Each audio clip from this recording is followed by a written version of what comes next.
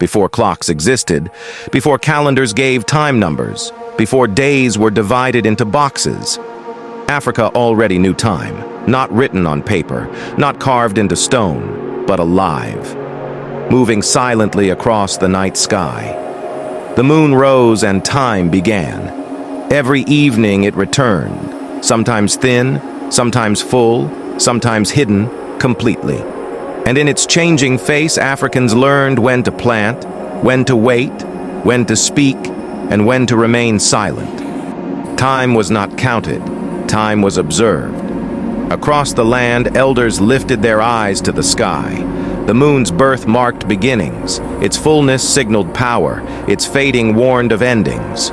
One complete journey of the moon, from darkness to light and back again, was a full month, not a number, but a cycle. Life moved in circles, not straight lines.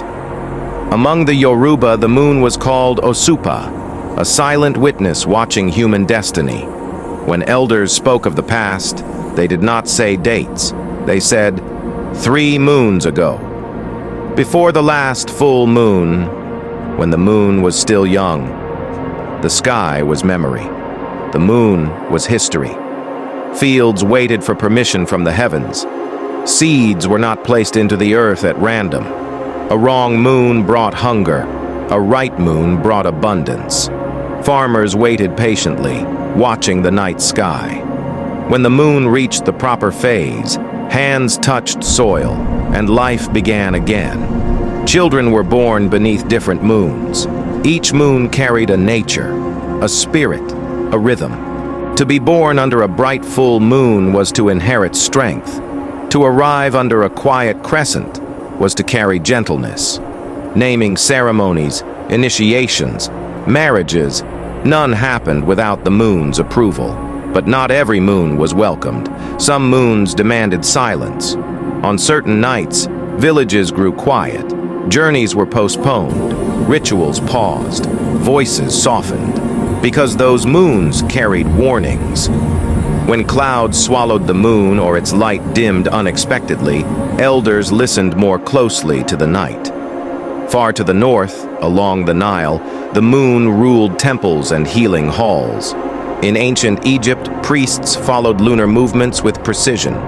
Medicines were prepared only when the moon aligned correctly. Healing was believed to rise and fall with lunar light. Then there were nights of fear, when the moon disappeared entirely. A lunar eclipse was not an event, it was a disturbance in time itself. Drums echoed into the darkness, prayers were whispered, firelight trembled, because if the moon could vanish, time could break. And yet, it always returned. The moon rose again, unbroken, unchanged.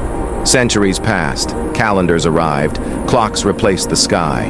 Time gained numbers, but lost its rhythm. Still the moon rises, still it watches, still it keeps the ancient count, not in days or weeks, but in cycles remembered by the land.